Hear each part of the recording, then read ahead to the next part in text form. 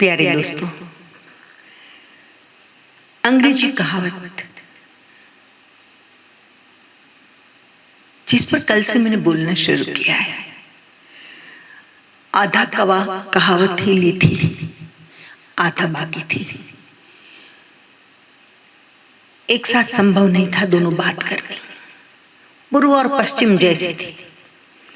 आधी कहावत कल मैंने कही थी, उस पर सत्संग किया था। Togetherness teaches us what is love.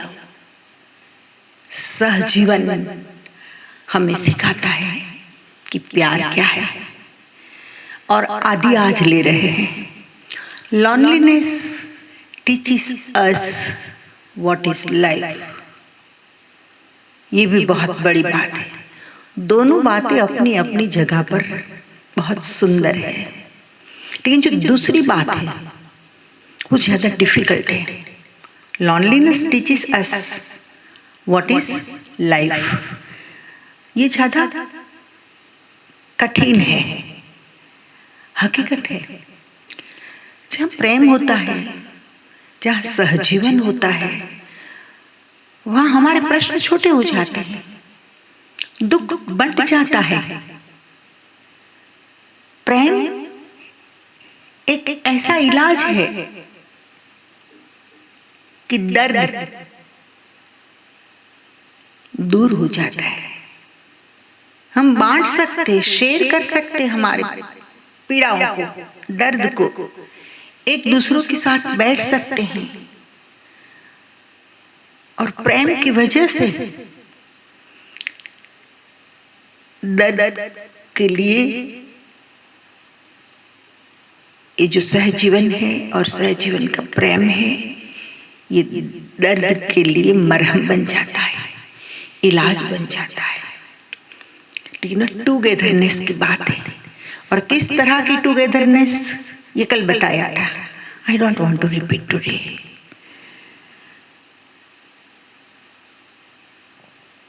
आधी कहावत है, उस पर आज आगे बढ़ेंगे। Loneliness teaches us what is life. मुझसे ज्यादा ये कौन बता सकेगा आपको। मतलब जो बंदा बचपन से अकेला जीने का और अकेला रहने का संकल्प लेकर निकल गया हो, और पूरा जीवन जिसने बहुत निकटता से देखा हो,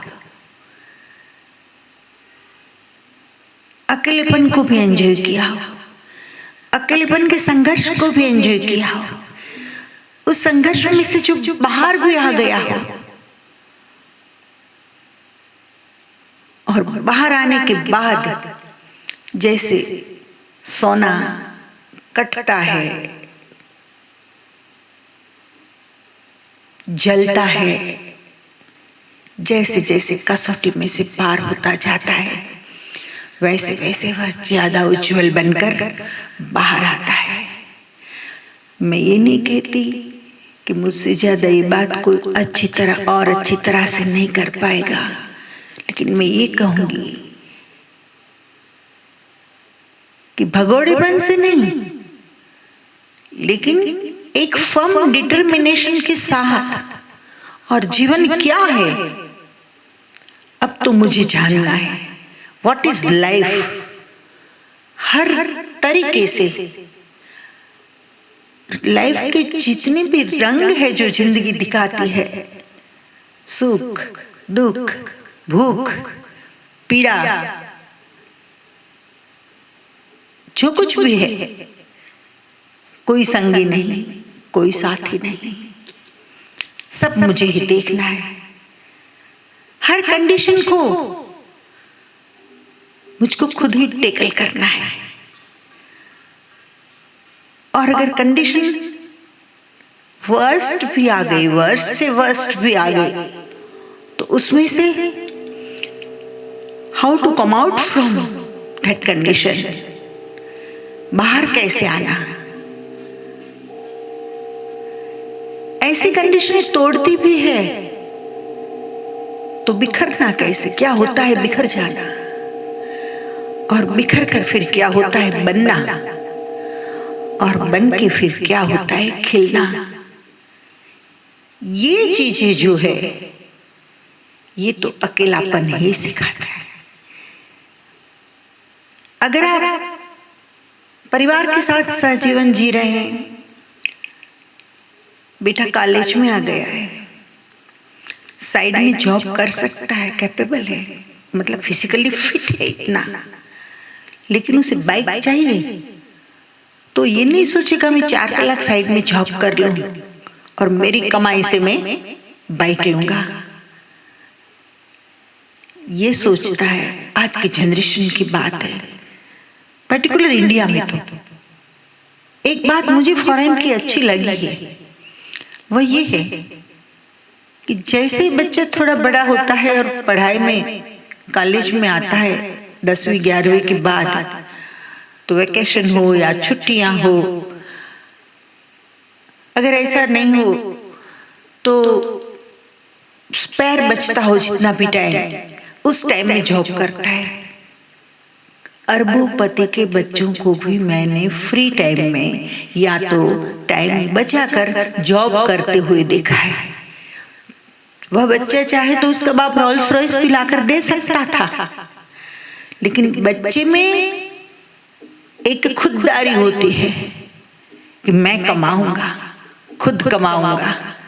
ये भारत में जैसे जैसे पैसे आने लगा बाप के पास, तब ये फीलिंग बच्चे में देखने को नहीं मिलती है जो होनी चाहिए। पापा है ना,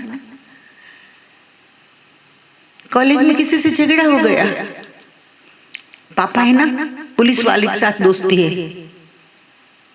बोल दूंगा पापा को, पापा फोन कर देंगे। कुछ भी होता है पापा है ना। जो फील्ड मम्मी के लायक है वे तकलीफें मम्मी के पर छोड़ दो, मम्मी है ना सब कर देगी। जो पापा के लायक है पापा पर छोड़ दो, खुद संघर्ष करना नहीं है। तो ये सहजीवन बहुत अच्छा है। प्रेम क्या है ये सिखाता है परस्पर, लेकिन हर चीज के कुछ प्लस पॉइंट्स होते हैं, कुछ माइनस पॉइंट्स। तो सहजीवन के जो माइनस पॉइंट्स है उनमें से एक माइनस पॉइंट ये है कि सहजीवन में 5 लोग जी रहे हैं, उसमें 2 लोग बहुत प्रेमपूर्ण और समर्पित है, तो बस वे 2 लोग एक्सप्लॉइट होते जाते हैं। चाहे भाई हो या चाहे बाप हो, उसका शोषण होता जाता है, और 3 लोग हैं वो शोषण करते रहते। बहुत बड़ा माइनस पॉइंट है दोस्तों। जब भी बंदा अकेला है, कहीं से कोई भी आशा नहीं है, कोई उसको 100 रुपये भी दे उधार, ये आशा नहीं है, कहीं से कोई अपेक्षा नहीं है, किसी से कोई रिश्ता नहीं है। एक और बंदा अकेला अपने आत्मविश्वास के साथ, और दूसरी ओर जालिम दुनिया। यही कहेंगे ना, वहां तो कोई प्रेम जताने वाला है नहीं। जब आपने अकेला रहने की लाइफ चुन ली है, लाइफ में 2 ही चुनना है आपको, या तो आप अकेले जीना,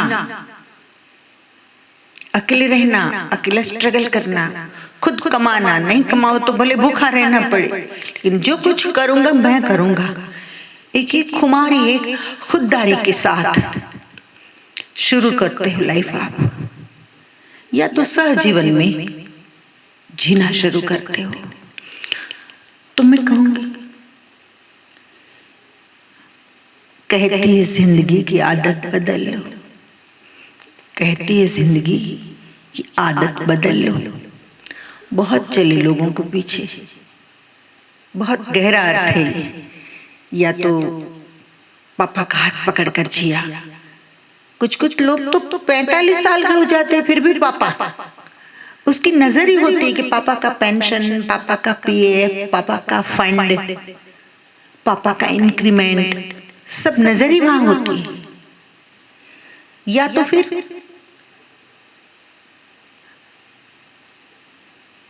अंधी दौड़ में जुड़कर किसी गुट में जुड़ गया, क्या आप बोलते हो, सुशी बोलते हो ना, कुछ ऐसे राज की पार्टियों में जुड़ गया और वहां उसे थोड़ी सेफ्टी लगती है। वहां जो कुछ भी दिन भर की बातें हैं उसको बकवास कर लिया, थोड़ा बहुत परस्पर मन हल्का कर लिया, जैसे टॉयलेट बाथरूम में जाते हैं शरीर का कचरा फेंकते, वैसे ऐसे कुछ भीड़ के साथ मिल गया और मन का कचरा थोड़ा फेंक लिया, फिर इकट्ठा हो गया 2-3 दिन में, फिर फेंकने के लिए एक जगह बना ली है। मैं कहती हूं, मैंने कहा ना, मैं मुझसे ज्यादा कौन अच्छे से समझा पाएगा ये बात। मैंने इसलिए कहा कि 14 साल की उम्र में तो मैंने घर छोड़ दिया, तय कर लिया था कि एक पैसा भी घर में से न भाइयों के पास से लेना है, न पिताजी के पास से, न माताजी के पास से। तो फिर पैसे कमाने के रास्ते मुझे ढूंढने पड़ेंगे। दूसरा संकल्प मेरा यह भी था दोस्तों कि कोई गलत रास्ते से मेरे पास पैसे नहीं आएंगे। तीसरी बात यह थी कि मुझे बहुत अध्ययन करना था, पढ़ना था, लेकिन पढ़ने के लिए पैसा था नहीं, गलत रास्ते से पैसे चाहिए नहीं। सही रास्ता क्या था? सरस्वती की कृपा थी मेरे ऊपर, और बचपन से जो माता पिता ने अध्ययनशील बनाया था, तो 14 साल में स्थिति ये आ गई थी कि मैं सत्संग प्रवचन कर सकती थी और लोग अपने आप प्रसन्न होकर, खुश होकर मेरे प्रवचनों को सुनकर मेरे चरणों में कुछ धर देते थे। उन पैसों में से मेरी पढ़ाई हुई, उन पैसों में से मेरी झोंपड़ी बनी, उन पैसों में से मुझे भोजन मिला, उन पैसों में से मैंने सेविंग किया, उन पैसों में से आज मेरी दवाइयां और जो कुछ भी खर्च है, ये सब इतने प्यार से चल रहा है और इतने सेटिस्फेक्शन से चल रहा है कि मुझे बहुत आनंद है। Loneliness teaches you who is life. ये लॉनलीनेस जो अकेलापन है, ये सिखाता है कि जिंदगी क्या है। दूसरे के पैसों से आप गाड़ी बंगला सुटेड बुडेड होकर वो क्या चश्मे किस पर्टिकुलर कंपनी के चढ़ाकर सैमसंग का फोन या एप्पल का फोन लेकर कोई वट मारता है तो और बताता है कि मेरी जिंदगी बहुत सुखी है। तेरी जिंदगी नहीं, ये तेरी उधार जिंदगी है। कोई तुझे प्रेम करता है, उसने तुझको ये सब दे दिया है, तो खुद खड़ा कर, तब तुझे पता चले ये सब कैसे होता है। तो मैं ये कहती हूं कि नहीं कोई संप्रदाय में जुड़ो, नहीं कोई गुट में जुड़ो, नहीं राजनीति में जुड़ो, न भीख मांगो, लेकिन अपनी जो क्षमताएं हैं भीतर सोई हुई, उन सुषुप्त क्षमताओं को जगाओ। आप में जो पोटेंशियल है, जो संभावनाएं पड़ी है कुछ अच्छा करने की, उस संभावनाओं को जिंदा करो, मूर्तिमंत करो। किसी के पीछे आज ये लोग कहते हैं कि साधु तो हम भी हैं, लेकिन किसी ने कोई मठ की अंगुली पकड़ी है, किसी ने कोई मंदिर की अंगुली पकड़ी है। तो ये भीड़ की अंगुली पकड़कर आज आप लोगों को जो रिस्पेक्ट मिल रहा है, या 5 लोग सुन रहे हैं, आप कुछ कर रहे हो, इन पैरों से पगडंडी को खुद कंडारा खुद पार किया। मैं ये कहती हूं कि खुद के पैरों से अपना रास्ता खुद तैयार करो, इन पैरों से पगडंडी को खुद कंडारा खुद पार किया, मेरा लिखा हुआ शेर है। इन पैरों से पगडंडी को खुद कंडारा खुद पार किया, उस पार चुचाकर देखा तो ना पैर रहे ना पगडंडी, फिर ना दूसरा संघर्ष करने की जरूरत है, ना पगडंडी मिट गए, पगडंडी की जरूरत है, पगडंडी भी समाप्त हो गई, क्योंकि वापस भी चले तो कहाँ चले, कोई संभावना ही नहीं बची। देखो दुनिया सुख दुख में जले, वापस भी चले तो कहाँ चले, देखो दुनिया सुख दुख में जले, अब तो है फैसला होंगे फिदा, ना पैर रहे ना पगडंडी, अब तो है फैसला होंगे फिदा, ना पैर रहे ना पगडंडी। कोई राजमार्ग पर चलकर कहे कि मैं 4 घंटे में पहुंच गया, ना ना, छोटी सी पगडंडी पर चलकर भले ज्यादा समय लगे, मैं कहूँ 4 साल लगे, लेकिन तेरा रास्ता तूने बनाया हो और तू मंजिल तक पहुंचा हो और तू जीवन का सेटिस्फेक्शन फील कर रहा हो, तो उसे मैं सफलता कहती हूँ। खैर, कहती है जिंदगी आदत बदल लो, कहती है जिंदगी की आदत बदल लो। बहुत चले लोगों के पीछे, उन लोगों में कोई भी हो सकता है, पापा प्रेम के वश भी कर सकते हैं, और ऐसा भी हो सकता है कि आपको चापलूसी भी करनी पड़ती हो। देखा है ऐसा मेरे समाज में, घर ही घर में राजनीति चल रही हो, ज्यादा चापलूसी कर सकता है, ज्यादा चमचागिरी कर सकता है, पटाना, आजकल ये शब्द बहुत फेमस है, जल्दी समझ जाएंगे लोग। जो ज्यादा पटा सकता है वो ज्यादा माल निकलवा सकता है। ना ना, liveliness is teaches us what is life. Loneliness teaches us what is life. कहती है जिंदगी आदत बदल लो, कहती है जिंदगी आदत बदल लो। बहुत चले लोगों के पीछे, बहुत चले लोगों के पीछे, अब थोड़ा खुद के साथ भी चल लो, अब थोड़ा खुद के साथ भी चल लो।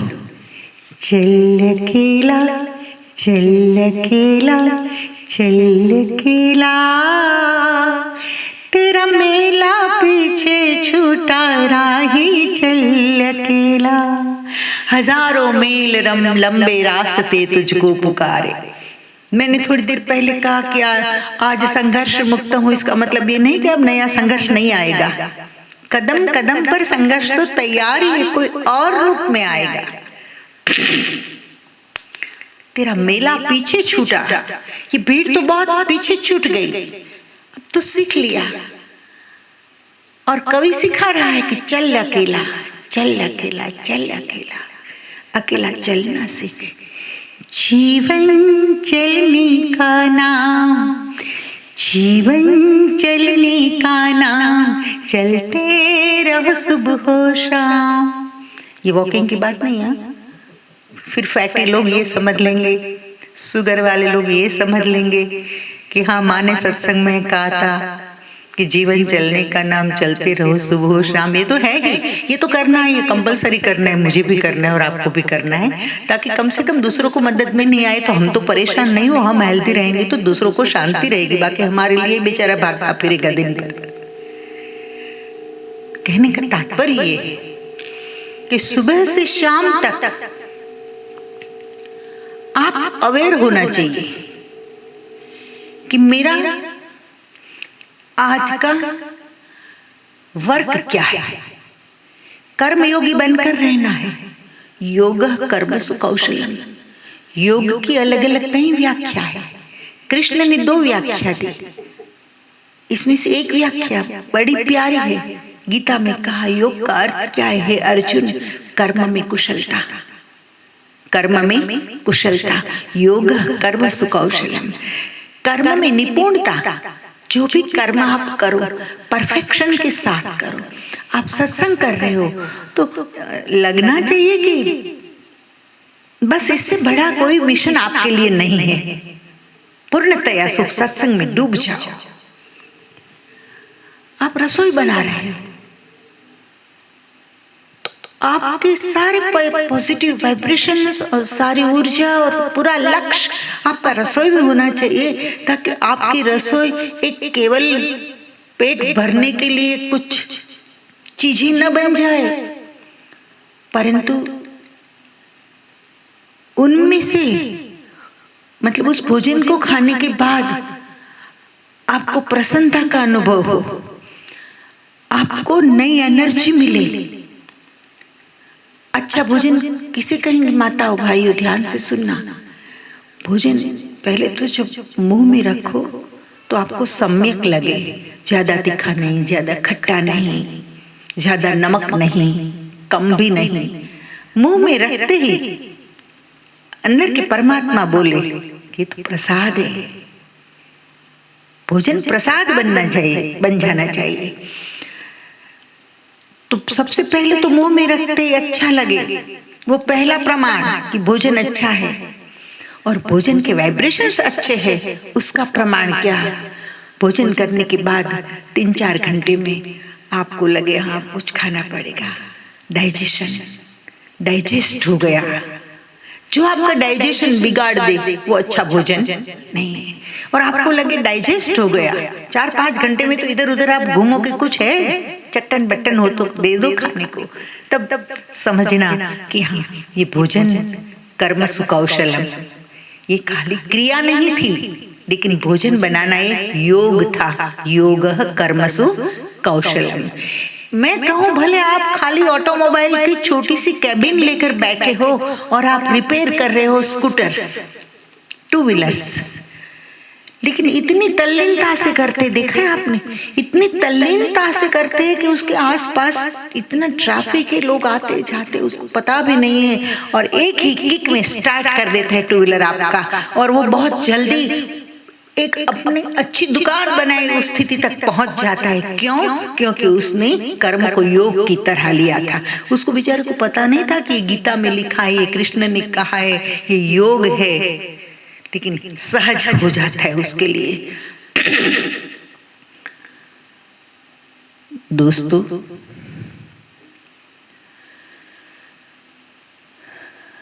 परिवार हो या जीवन संगिनी, पूरा परिवार हो या जीवन संगिनी हो, लेकिन जब सहजीवन होता है, टुगेदरनेस की बात जहां आती है, वहां कभी कहीं न कहीं अहम के वश होकर कोई न कोई डिक्टेटर बन जाता है, और डिक्टेटरशिप का अनुभव होता है। लेकिन आप अकेले हो, बिल्कुल नितांत अकेले, और साहस करके एक बार जो निकल गए हो, तो वहां डिक्टेटरशिप का शिकार आपको बनना पड़ेगा नहीं। आपकी चेतना, आपका हृदय आपका मार्गदर्शन करती रहेगी, लेकिन मार्गदर्शन यहां से होना चाहिए, यहां से नहीं। बाकी मन से अगर मार्गदर्शन होगा तो खत्म हो जाओगे आप।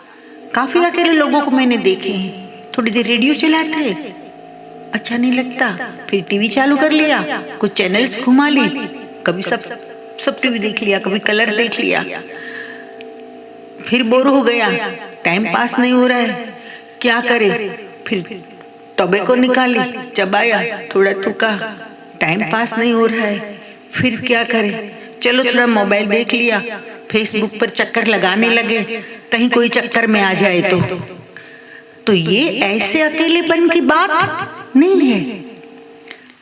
मैं कहूं कि अकेले जियो तो ऐसे जियो कि आपकी एक छोटी सी जिंदगी एक अद्भुत इतिहास बनकर रह जाए। अकेलेपन का मौका अगर ईश्वर ने आपको दिया, भले चुना है आपने, लेकिन वो नियति थी आपकी, वो नियति थी, समझ लेना आप। पसंद हमारी है, चॉइस हो सकती है, पूरा पावर नहीं, पावर तो उसके हाथ में है। तो अकेला जीवन आपने अगर चूज किया है तो मैं दोस्तों इतना ही कहूंगी कि आप उस एकांत कि जहां कोई आपको डिस्टर्ब करने वाला नहीं है, कोई आपको इमोशनली ब्लैकमेल करने वाला नहीं है। एक बोले पापा ये ला दो, दूसरा बोले पापा वो ला दो, तीसरा बोले पापा ये ला दो। पापा बेचारे उसमें ही रहते हैं, अपने लिए जी नहीं सकते हैं। इसलिए तुमने कहा बहुत चल लिया लोगों के पीछे, अब थोड़ा खुद के साथ भी चल लो। बहुत चल लिया दूसरों के पीछे, अब थोड़ा खुद के साथ भी चल लो। लेकिन आदमी के पास खुद के साथ चलने का तो मौका ही नहीं रहता है, और फिर तो उसको आदत हो जाती है बहिर्मुखी जीने का, बाहर की ही उसकी यात्रा होती है। फिर 10 मिनट भी अकेला वो शांति से नहीं बैठ सकता, मन उसको भटकाएगा कहीं न कहीं। जिन लोगों के पास अकेले लोग, होश वाले अकेले लोगों की बात नहीं है, खाली अकेले, जिसका कोई ध्येय नहीं है, जिसकी कोई खुददारी नहीं है, ऐसे जो अकेले लोग हैं, वे अकेले लोग बाहर की चीजों से और व्यक्तियों से मन बहलाने की कोशिश करते रहते हैं। और ऐसे अकेले लोग, कोई रेड लाइट एरिया में चले जाता है, और कुछ अकेले लोग जो ऐसे होते हैं कि वो बातें सब रास नहीं आ रही है, नहीं उसके संस्कार में है, ऐसे लोग मंदिर मस्जिदों में चले जाते हैं। बुरा तो लगेगा, लेकिन कह रही हूं हकीकत। खैर दोस्तों, मैं ये कहती हूं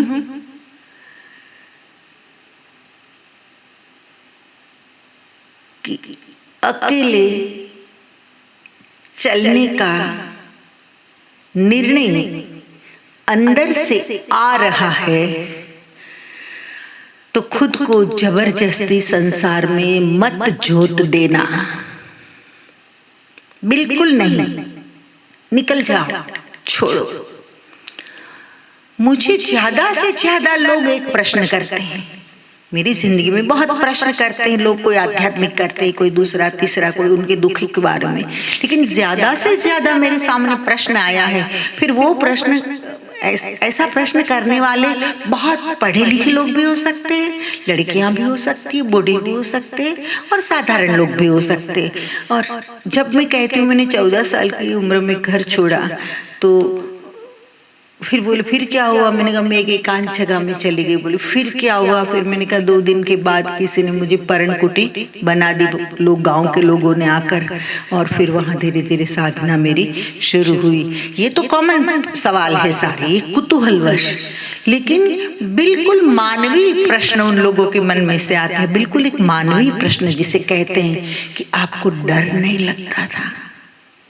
मानवीय है, बिल्कुल सच्चे हैं ये लोग, क्योंकि 10 आदमी का परिवार एक साथ जी रहा है तो भी डरपोक है, और एक अकेली लड़की जाकर बैठ जाए जंगल में, न खाने पीने का ठिकाना, न रहने का, कब क्या हो पता नहीं था, मेरे साथ कब क्या हो कुछ पता नहीं था। तब आप सोचो, डर तो लगता है ना। तो लोगों को ये डरी नहीं, माता जी डरी नहीं। आहार निंद्रा भय मैथुनम च सामान्य मेतत् पशुभिर्नराणां।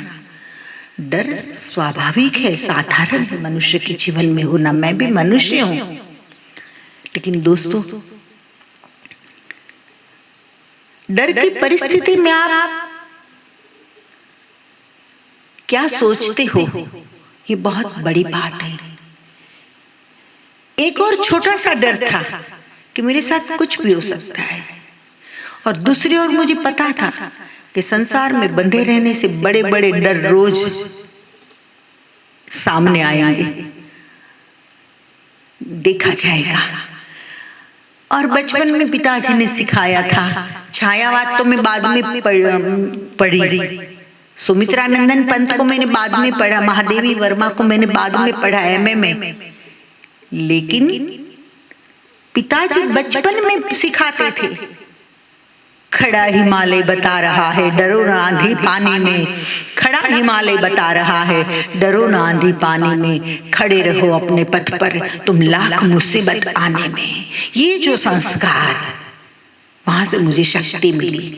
तो देना था वो तो दे दिया था पिताजी ने, इससे ज्यादा और क्या मिले, इससे ज्यादा और अपेक्षा क्या रखे। डरो ना आंधी पानी में, चल अकेला चल अकेला। खड़ा हिमालय बता रहा है डरो ना आंधी पानी में, खड़े रहो अपने पथ पर, भागना नहीं है, भगोड़ा नहीं बनना है। खड़े रहो अपने पथ पर तुम लाख मुसीबत आने में, डिगो न अपने प्रण से यारो, डिगो न अपने प्रण से यारो, तुम भी ऊंचे बन सकते हो। ये मोटिवेशन है। तुम भी ऊंचे बन सकते हो, छू सकते नभ के तारे, तुम भी ऊंचे बन सकते हो, छू सकते नभ के तारे। और मुझे तो संन्यास्त जीवन जीना था, चांद तारों को तो छूना नहीं था। तो यात्रा तो आसान थी, बड़े बड़े सपने लेकर नहीं निकली थी। केवल मैं मेरा खुद का जीवन संवार सकूं, धरती पर मैं जो आई हूं इसकी वजह को मैं जान सकूं, मैं कौन हूं इतना मैं समझ सकूं, और ये मेरा होने का कारण कौन है। मेरा यहाँ पृथ्वी पर होने का कारण माता पिता ने, उसके थ्रू हम आए, वो तो चैनल है, केवल चैनल है, लेकिन कारण कोई और है। बस उसको मैं समझ सकूं, समझ लूं, जान लूं, बहुत हो गया। इससे आगे का कोई स्वप्न था नहीं। जितने स्वप्न कम उतना संघर्ष कम, जितने सपने बड़े उतना पुरुषार्थ बढ़ा।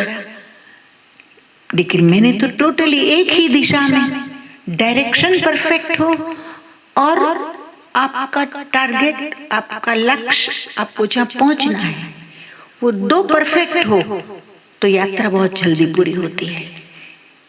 पहुंचना है आपको पूर्व में कोई एक जगह पर, लेकिन डायरेक्शन आपने पकड़ लिया पश्चिम का, सब गड़बड़ हो गई।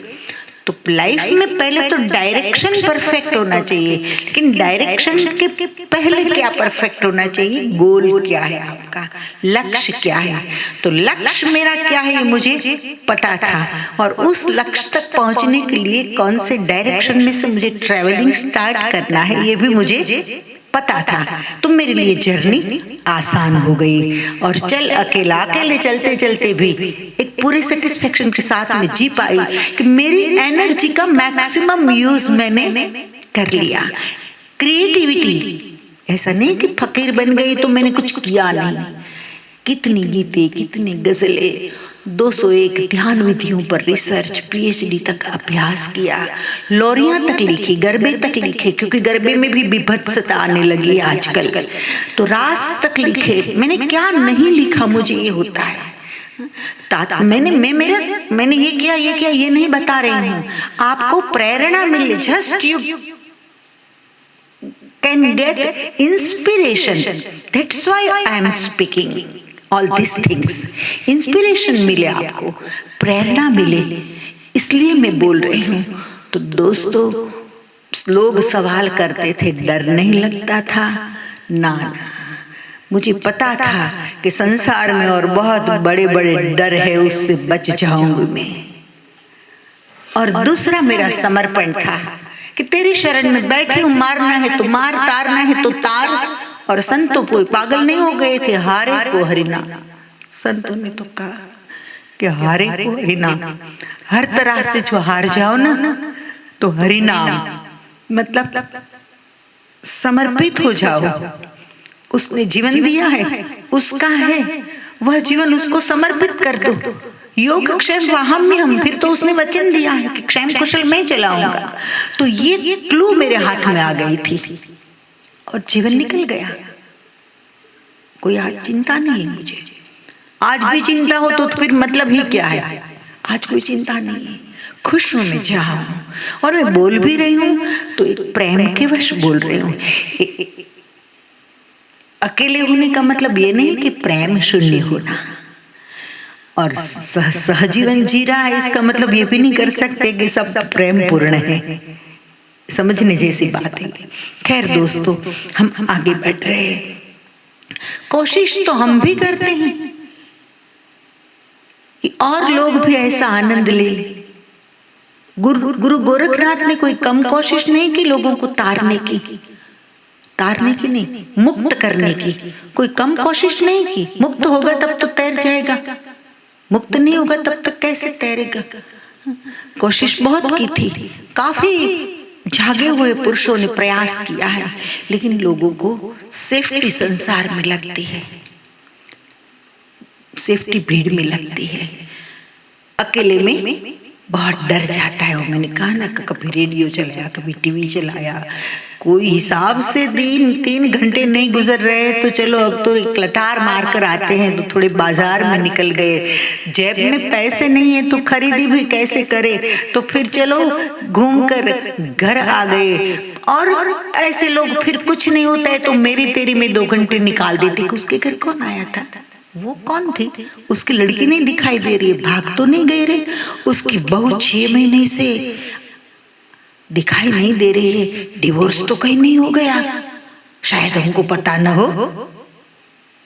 ऐसे टाइम खराब करते हैं, टाइम खराब नहीं करते हैं, दूसरों का दिमाग खराब करते हैं, मेंटल पॉल्यूशन फैलाते हैं। इतना ही नहीं, लेकिन अपनी मूल्यवान जिंदगी को ऐसे ही सांसारिक बातों में खत्म कर देते हैं दोस्तों, बर्बाद कर देते हैं ऐसे लोग।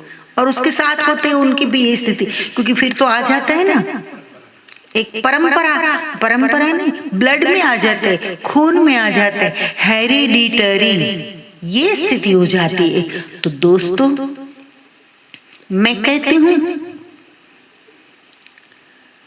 अकेले चलने का अभ्यास बना लो। अगर आपकी आत्मा पुकारती है कि नहीं,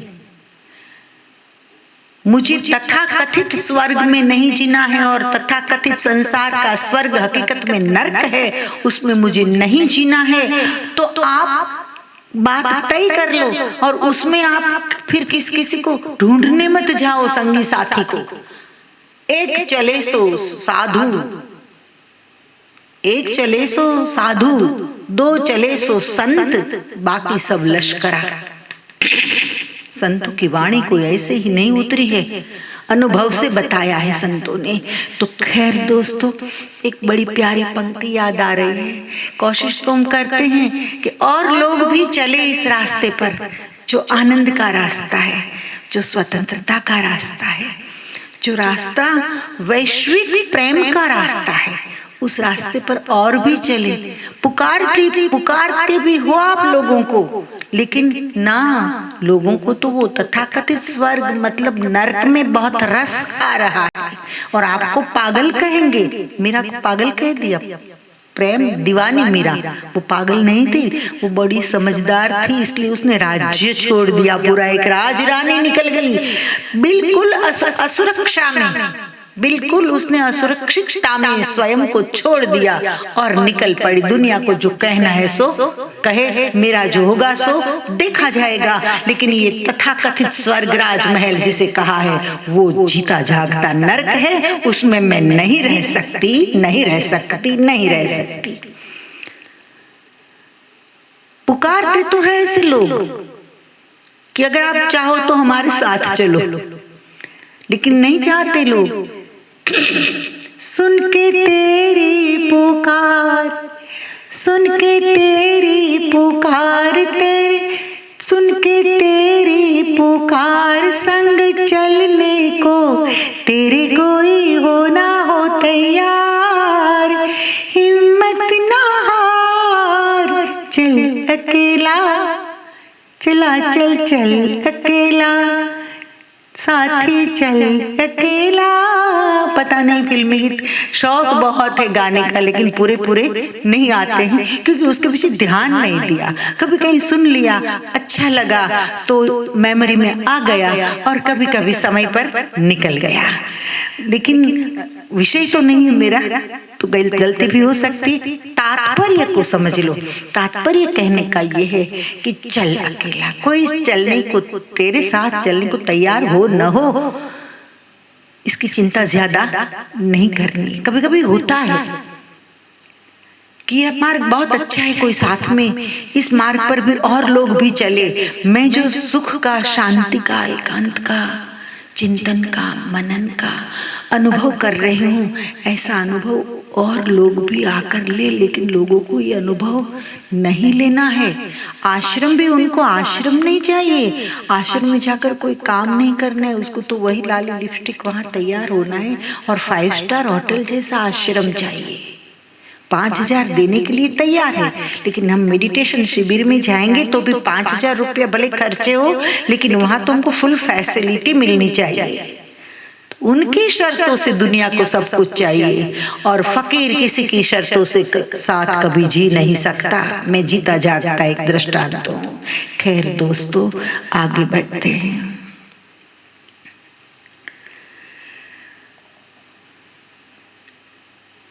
महाराज भर्तृहरि नाम सुना होगा, 92 लाख मालवे के धनी। ये सब समझने बैठूंगा तो बहुत टाइम लगेगा, अभी नहीं बताऊंगी, कल भर्तृहरि पर मैं बात करूंगी। भर्तृहरि अकेले निकल गए। राजपाट सब सत्ता खमा खमा कर रहे थे जहां बंदी जन। अत्यंत सौंदर्यवान पत्नी, और तब तो राजाओं को हर प्रकार की छूट थी, कितनी भी पत्नियां कर सकते थे उस जमाने की मैं बात करती हूँ। तब महाराज भर्तृहरि निकल गए। भोगे रोग भयम कुले च्युति भयम वित्तेन्द्रपालाद भयम। ये पूरा श्लोक है, कल समझाऊंगी, आज समय नहीं है, आप अभी आगे बढ़ रहे हैं। वो भर्तृहरि का टर्न थोड़ा अलग आया लाइफ में। एक गीत फिर याद आ गया, अब तो गा ही लूंगी। चल उड़ जा रे पंछी के अब ये देश हुआ बेगाना। सुनाए? चल उड़ जा रे पंछी के अब ये देश हुआ बेगाना।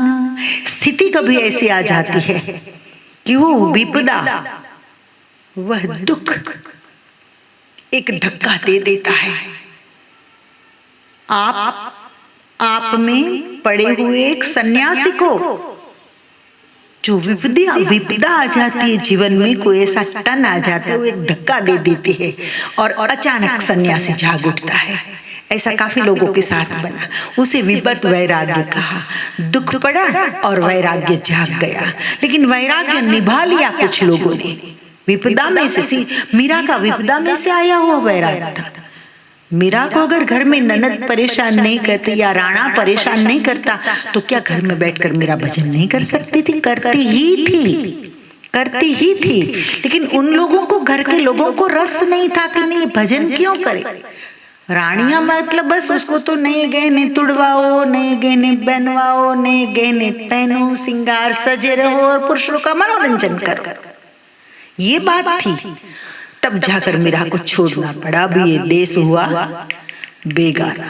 चल उठ जा रे पंछी, अब यहाँ रहने लायक नहीं, उड़ जा, निकल जा यहाँ से, अब ये देश हुआ बेगाना। ऐसा तो सहजों के साथ भी हुआ, दयाबाई के साथ भी हुआ, तुकाराम के साथ भी हुआ, ऐसे अनेक लोगों के साथ हुआ है।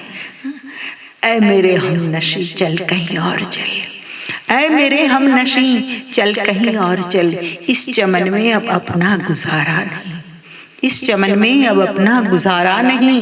बात होती गुलों तक तो सह लेते हम, बात होती गुलों तक तो सह लेते हम। अब तो कांटों पे भी हक हमारा नहीं, अब तो कांटों पे भी हक हमारा नहीं। ऐ मेरे हमनशी चल कहीं और चल, इस चमन में अब अपना गुजारा नहीं। चमन में जब उल्लू रहने लगते हैं ना, तो बुलबुल के बच्चे वहां नहीं रह सकते हैं। तो काफी लोग हैं कि जो एक धक्के की जरूरत थी, ऐसा एक धक्का लग गया और निकल पड़े। कांटों पे भी हक हमारा नहीं, ऐसी स्थिति थी। तो इसे कोई सहजीवन कहते, इसे कोई टुगेदरनेस कहते हैं? नहीं कहते। तो ऐसे लोग निकल गए। दोस्तों, मैं इतना ही कहूंगी कि अकेला जीना मतलब भटकते भटकते जीना नहीं। अकेले जीना मतलब चारों ओर से मुझे सुख मिले ऐसी चीजें, ऐसे लोग ढूंढते रहो, ऐसी लड़कियां ढूंढते रहो, खोजते रहो, और एक से नहीं मिला तो दूसरी, दूसरे से नहीं मिला तो तीसरा, तीसरे से नहीं मिला तो चौथा। ऐसे अकेलेपन को मैं अकेलापन नहीं कहती हूं, लेकिन मैं कहती हूं कि जिस बंदे ने तय कर लिया कि हारिए न हिम्मत बिसारिए न राम, मेरे अकेलेपन की कसौटी जितनी भी परमात्मा को करनी है उतनी कर ले, लेकिन मैं सही उसूलों का त्याग नहीं करूंगा और सही मार्ग पर जीऊंगा। हिम्मत को हारना नहीं और परमात्मा को बिसारना नहीं। हारिए न हिम्मत बिसारिए न नाम। और उपसंहार करते हुए कहती हूँ पूरे बात का कि loneliness teaches us what is life. और जब बिल्कुल नितांत अकेला जीवन आप शुरू कर देते हो, आपके जीवन में माँ बाप, भाई बहन, परिवार, भक्त, गुरु, मित्र, प्रेमी, पति, कोई जब नहीं हो, कोई नहीं हो, और तब आप निकल पड़ो, तब से शुरू हो जाती है जीवन की सही पाठशाला और आपको सिखाती है कि व्हाट इज लाइफ, जिंदगी क्या है। धन्यवाद, नमस्कार।